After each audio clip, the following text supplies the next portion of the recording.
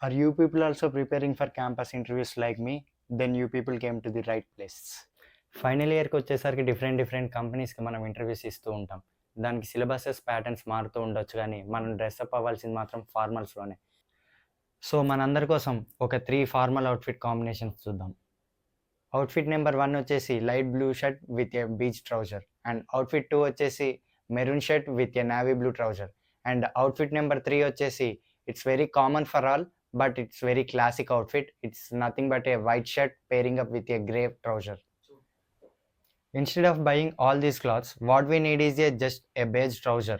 Why? Because navy blue shirt kaanivrandi, light blue shirt kaanivrandi, maroon shirt kaanivrandi, white shirt kaanivrandi, ivanni A doubt లేకుండా మనం పేర్ చేయొచ్చు.